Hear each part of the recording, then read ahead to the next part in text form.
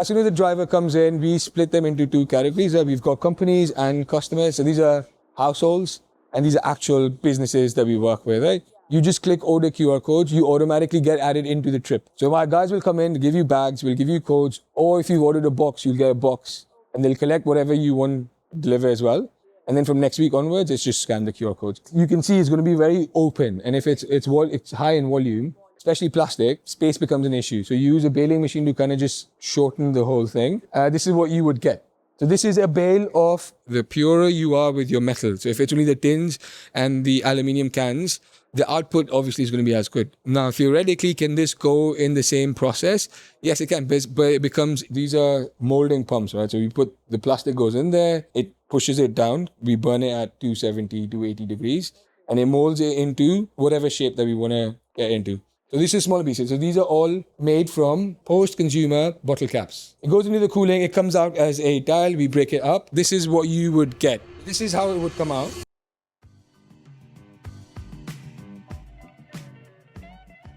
Do you accept bubble wrap? Because, many companies, especially even Amazon packaging, it comes with those plastic packaging with the bubble, wrap inside. So does all that... We take it. We take it. It's a great bonding agent. All right. So when you have two different materials that you're mixing, so let's say beverage carton and plastic, bubble wrap is a great bonding agent for us. All right. So we use it as a. So you make it. Yeah. Like I said, anything that comes here does not go to waste. So I saw on your Instagram posts, you mentioned of these some paper cups with different kind of linings. That was quite interesting for me. Yeah. But if people put those paper cups into, your recycling bags, do you tackle that waste or? We tackle it. Okay. We separate the paper cups just because we know there. For anyone else listening, paper cups have a small PE lining underneath, right? It's to keep the hot liquid in there. Now, again, what would be the ideal process? The ideal process would be it goes into the mill, and the mill has a machine that separates the cardboard and the lining. But the problem again is majority of these paper cups end up with in a paper stream or a cardboard stream. So what usually happens with these, they get discarded for most part. If they end up in the stream, yes, they will still get pulled out. But it's just such a unnecessary design flaw in the system, right? Where it's not disclosed to people. People are, oh, paper cups are amazing, but it's not disclosed to people. And the people who suffer, or not suffer, or the people who have to go through the whole process are the people at the back end who have to make sure that this happens. But again, because we work with lower volumes of waste compared to a waste management company, we manage it, right? Like I can understand on a scale, if you're working at 50 tons, 100 tons on a daily basis, it's difficult to pinpoint specific solutions. But if you ask me if the solution is there, yes, there are machines that are available that will remove the cardboard and the PE lining. The PE lining then gets separated into a different thing. But that's what we're trying to talk to the beverage carton solutions here as well. It's mixed with cardboard and then there's polyal and it's a polyester mix, right? So we are currently trying to talk to them to see if the machine, they keep the cardboard and we will take the polyal and make it into tiles like we've spoken about earlier. So that's the conversation that we're trying to have with them now. So again, if you ask me theoretically, yes, it's possible. Practically, yes, to a certain extent, yes. On that post you mentioned there is a PHA lining which gets compostable. But how are we supposed to know? Do the suppliers, print it on the cup, or how does a consumer know whether it's a compostable cup or not? Wow. Some of these questions are written to set me up. Yeah. No. How would you know? This is why brand transparency is such a big thing, right? Where you need to be Just like plastic. They have these resin codes, which is PP or PET. It's mentioned on that. So I think similar thing can be done for paper cups also, right? Yes. So this is where, like I said, this is where the transparent branding or marketing comes into play, which is, hey, look, this is what we do. But then now you're trying to question systems that have been in place for so long, where it's easy for some of them to skate around it. But what if the PHA lined cups come to you? So again, we take paper cups as a bucket product, which is we know these are not going to be recycled in the correct stream of waste. So all of them get collected in the same place. The PLA cups have a distinct lining. Obviously, it's mentioned PLA as well. Obviously they say they are compostable. They are only compostable in and we don't have industrial composting here. So if I would recommend, and you have to choose between PLA and normal paper cup, normal paper. Yeah. At least it's easy to manage. At least there's a solution in place. In place. In the current environment that we have. At least there's a solution for it. PLA, unfortunately, great, but the solution is not here. And there you go. So we have different ways of finding out it is. The shape that you as consumer, unfortunately, the only way you have to find out is through Google reviews, through research. But I think they mention specific things, right? Best thing, just don't use paper cups, man. Yeah, just don't use paper cups. Just refill them again. Yeah, I have signed for your membership. I think it's so affordable, only 25 dirhams. It really makes sense. It will save me a lot of time going to the, recycling station and dropping it. And also as you explained, I feel more assured that what I take effort to clean my plastic and put, it's going to go to the right use. It's going to be recycled. That is the aim. Because otherwise, I'm not sure what they're doing with the plastic which I'm putting there in those bins. If it's just going to the landfill and not being used. I will take that as a big compliment. Thank you. Yeah. I'm really impressed that you're making sure that there's some use of it. Like even if it is We're trying. at least trying your best. Yeah, exactly. But so my question was, I was going through all the materials which you collect, and there was no paper bags. Don't you collect paper bags? We do collect paper bags. I mean, look, I think we are a bit late, but we have paper bags. Most of these paper bags get reused, right? Usually, what we do also is when we go give out our bags and codes to our customers, we put them in these paper bags, and we'll take these paper bags back again. I've said this, and I will die on this hill, right? We make things a single use, right? They're not particularly single use paper bags. These can be used again and again and again until they tear, right? And once they tear, you can put them in your paper recycling thing, right? Yeah. If they don't get reused, most of them get reused anyway. But if they don't get reused, then yes, we would send it with the cardboard recycle. Or send it to the cardboard company, but as a paper bill. Nowadays, I choose more options because if you don't want plastic, I think paper is the only option which people are opting to deliver stuff or, even for takeaways or anything. Yeah, there's so much of paper bags getting accumulated. So I thought I should ask you. We are going to try pushing out to smaller business owners as well, like these solopreneurs as well, who make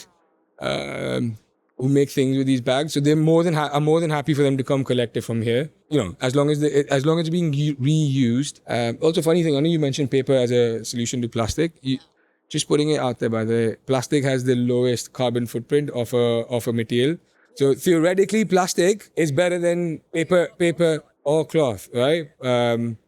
Just putting it out there before you make a decision on what needs to be. I've always said this: as long as you don't waste things when you do something, doesn't matter what it is, right? If it's your food, if it's your traveling, whatever it is, as long you don't have to be a zealot and be like, oh, like you said, we need to sort and segregate everything. That analysis, I think it's called analysis paralysis. That's what happens, right? Because there's so much happening, you don't know what to do and nothing happens then, right? Oh, there you go. That's the And you don't do anything. Leave it. I mean, I'm just going to follow my norm. I'm just gonna let it go. Yeah. I recommend just whatever you do, just don't waste as much, right? And the rest of it, work with us, and we'll make it happen, right? But paper cups is I'll see if I can find a few before you leave. But yes, we do have a solution for paper cups. Paper bags, we take them away separate as a separate entity anyway. As you said, plastic bags have a lesser carbon footprint. Okay, but if we, as much as possible, like people who are eco-conscious like me, we try to reduce our, always reusing, taking our own cloth bags or reusing the bags which we have. But many a times it does happen that some plastic bags or even plastic food packaging, which is the thin, what do you say, your food. Like cereals are packed in those plastic packaging, which we cannot avoid. All that packaging, what I do is I usually wash it, I clean it, I dry it, and I put it in recycling, but I don't know whether it's going to get recycled. Even the plastic bags nowadays, I think they write on that, 57 micron bag. So this all can be recycled. Yeah. Yeah. The issue with plastic, and I said this, the issue with plastic is it was designed 50 years ago without the thought process of it being circular, right? It's a great product. It's a great material, right? What we can do with it, what we've done with it, it's great. The unfortunate part of it, because there's a design flaw, most of it ends up in the landfill or in the oceans or wherever, because there's a design flaw. It's easier for me as a company or wherever to throw it away rather than thinking it's going to be recycled, right? Which is why we work the way we work. Why the specific points in the data is to see, like, men lie, women lie, numbers don't. If I come up to you and say 150 million things have happened, you whatever. But if I showed you your effort in this small thing has cost this much, then it becomes personal, right? So I think the problem with plastic is mainly it's how we discard of it rather than what the material itself. The material, yes, can it be? There are new inventions coming now where people are thinking of dissolvable materials, replaceable materials. It's good. The aim here now is you shut the tap off, but also have systems in place to collect whatever's in play already. All right, so that's what we're doing, in play already, and then hopefully from the data we can make changes on the tap part of the conversation as well. All right, that's the thought process. But then I can give my whatever little plastic bag. Yes, I can. Yes, okay, yes. great. Like I Perfect. said, Lovely. everything that comes to us, Yes. right? At least till the time that we are alive, right? It does not end up in the landfill, right? Yeah. Either it gets made into a product, or it gets reused, or it gets recycled. Okay. And eventually reduced from the customer point of view. Perfect. So that's, no, that's okay. Come to us, give us your waste, and do Lovely. it properly. So don't you accept this aluminium foil containers, because many food takeaways use that, and even at home many people use foil for cooking, although it is not safe to cook in aluminium, but it is used. But do you accept those? We've not had the opportunity of receiving a lot of those, right? But again, I don't think that should be a problem, especially if once we get our food solution set up here, which hopefully in the next 3 months we should be getting a food solution set up here. It's a machine. It's essentially a machine, because we do get food waste here and there. We work. So composting from a machine perspective, but we'll also work with some of the people that from the Earthlings group as well. We'll work with them to figure out a system. But the main process is, again, we don't want to waste any of the food waste that's coming in. So again, there are machines that take the aluminium with the food bit, but so it's tough for me to answer just because we don't have a lot of the volume. So I haven't faced that problem myself as of now. But I don't see it as a problem. I don't think it should be a problem. Mainly because unless there's so much food in there, it's just easier to throw it away. No, if it's clean. If it's clean, then it's not a problem. Yeah, then it's not a problem. Then we collect in our aluminium. We collect aluminium foil as well, because the recycling, the company that we work with, who actually makes it into the final product, because they get such clean materials from us, they actually use it in their process. Yeah. Food mix, that's a bit of a tricky one. That was my question. So any contamination reduces its probability of recycling, right? If it's aluminium or plastic. Yeah, it does. It's also, look at this. Right? So the guys that are going through this, imagine that you go through so much waste and you keep seeing contamination. What happens is your brain automatically starts thinking of a waste, and it becomes easy. I'm just going to chuck it. I'm going to throw it. It's the same thing with anything, right? It's the same process with any process. As soon as you see a bit of waste, and that compounds as it goes through the whole chain. So once it gets discarded here, but then it goes down to the recycling company, the actual recycling company. They then have to put in more effort in cleaning this, wash it, and then again it tricks. So that the economics keep trickling down, and it keeps going less, which makes it harder to continue making it work, right? Because it's failing economics here. So if you clean it at source, what you're doing, or if you pick it up from source, which is what we try to do, before it gets contaminated with other streams, what we try to do is separate this so the economics keep getting maintained throughout the thing. It's easier and people are ready to pay, and then it goes circular, right? So yes, if you can avoid contamination, that would be a good. We have a contamination metric in our data system. I saw that. I think on the Instagram post you showed that your contamination rate reduced Over the period of time. or we work with clients. Yeah. I think we had 3 months of zero contamination, which was, I think, unparalleled to conversation. No, but we have a contamination data analysis thing in the system, which is so if you give us a material, let's say you give us an iPhone, it's worth 10 points, but it's contaminated with something. For example, right? It's let's not use iPhone. Let's use plastic. Okay. There's 10 points for plastic that gets allocated in the system. Okay. As soon as it's contaminated and our guys click contaminate on the system, it drops, right? It drops. So what happens is your eco score that we have drops. Your aim is to stay as close to the zero score, right? This is how we create patterns and trends for clients. Be like, oh, this is a trend, this is good. But once it gets close to zero, it's great. But once you contaminate, it keeps increasing the number. So now let's assume we have 1.6 in 1 month. We will go back to the client and be like, why is it 1.6? Why was there so much contamination? Oh, we had an event. Cool. Next time there's an event, call us. We'll set up systems so your eco score, contamination levels keep staying consistent. Is it 1.6, 1.6, 1.6 again for 3 months? Okay, look, let's have another training session with your employees because there seems to be a communication problem. So it's using data to make sure that the waste continues to flow as we want it to, which is clean, manageable data systems and products. That's how it works. This is the system which I was mentioning, which is, I think, works like magic. It helps people understand what their waste is and how they can reduce their waste. So it's a very good system. And for electronic items, many people are worried. There are some old phones, which don't work anymore, but there is data in it. And there are no chargers to charge it as well. I mean, it's not working, either laptops or phones. So how is the safety taken care of when it comes to electronics? Most of this data, unfortunately, is available online anyway. Like you get what I mean? Like it's already saved on your cloud. It's saved on your email, or it's saved on your different phone. So I'm not shutting the conversation down. I'm just saying the conversation of data privacy, safety. So there's processes when we work with businesses, when we work with individuals, we have a software, or we work with another company that helps us clean out the laptop before. Now, if we get something that does not work, we can't access that anyway. We need to switch it on before we need to access it. But from a data perspective, like I said, your data is already there, out there.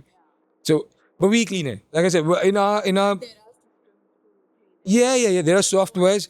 There are softwares that companies, it's expensive. They can come to your workspace. They can come to your household. They'll do it for you. We borrow that software as well. So we do it for our clients just to clean out this thing. Yeah. We can do it. Like I said, there's a specific option that you can opt for when you tell us, be like this. It's just added cost. That's a separate from your subscription. Because it's not our cost. It's the cost of cleaning the thing out. So we put that cost on the thing. Look, you want to clean it? This is the cost. And then it gets cleaned before we check if it works or not. Once it works, then we try to fix it. If it doesn't work, then we break it down. We open everything apart. Each material gets...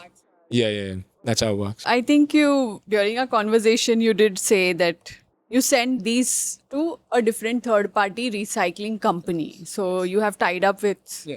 So that's my question, that where do you send the recyclables, and are you sure that they get recycled in that factory?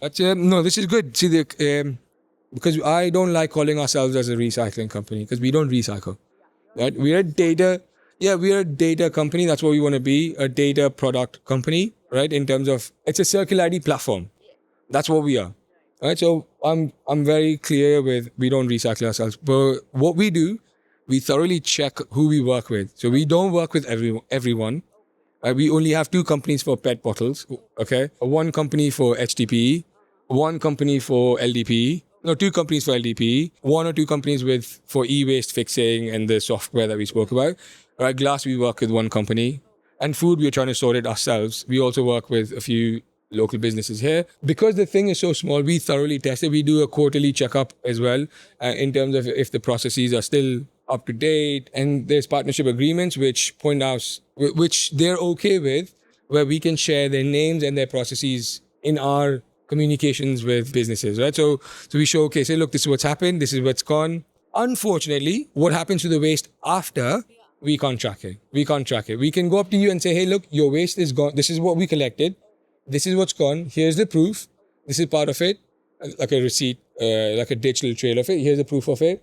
This is what the end product is. Unfortunately, where the end product goes, we can track that as well. So with these some of these companies we work with, they let us know, be like, look, your shipment is going to China. So we can go, it's going to China. But that's the limit of our partnership agreement or the transparency bit. But we also offer, as a part of our service bit in the training thing that we do, site visits. So one would be here, so they come see our process, but then we also take them to plants to showcase, hey, look, quality control, we are showcasing it to you. Their quality control guys come in, check, make sure it's a full-on process. Right? But once it's done, once that is established, we don't have to change a lot. We just do quarterly checkups to make sure it's up to date. That's what it is. That's how we let you know where it goes. Wonderful. I think you've answered all my questions and it was amazing. I got to know quite a lot about that even plastics need to be sorted based on color. That was interesting. It's the white HDPE generally is a brand on its own because it's the most common and easily recyclable material, right? So anything mixed with it, because we make products, we want to mix a few things. Yes. Like that bale that you saw, it's going to be used for the product making because we want a different color palette on the thing. But for the recyclers, it's a headache. Yeah. So they prefer if it's only TPE white, for example. Interesting. Lovely. Thank you so much. Thank you for your time and thank you for showing us the facility. I hope many questions are answered for people as well. If you have more, please ask them. Sure. Pallavi's account. In the comments. Yes, in the comments. In the comments. I'm supposed to say like and subscribe first. Yes. Subscribe. Like, subscribe, follow. Like, subscribe, follow, and comment. Yes, and comment. Thank you. Thank you so much. Wow, that was an amazing tour with REE. I am so convinced that I can take the membership here and I can be assured that all my stuff will at least be tried and will be sent to the respective places or at least made use of. If you are not from UAE, definitely I would love to hear from you. What is the system you follow? We all can learn from or adopt systems in our own country. Yeah, time to go now. So yeah, that was the vlog to REE. I hope you got many insights and understood how the waste sorting process works. So it is a lot of effort to take care of our waste. So it's very essential that we take responsibility of our own waste and try to sort it, clean it, and then send for recycling as much as possible. So it becomes more easy for a waste sorting facility and the recycling facility to make sure that it gets recycled into something useful, or at least it is upcycled to something useful. If you are in UAE, I think a REE membership is very much worth it because it's just a price of a coffee at any of your favorite coffee shops for a month and you get your doorstep service, and it is also assured it's in safe hands. It will get used in some way or the other. I will be leaving the link to the REE membership in the show notes and you can go and check it out. At least from the tour today, I did realize that they are very honest and they are doing their best to make your waste reach the right place and help us with data. That is so important. So data is so important for us to know how much waste we are creating and if we can reduce that waste. Okay, then see you soon in the next video. Thank you so much. Do like, subscribe for more such insightful videos. Stay tuned. Bye.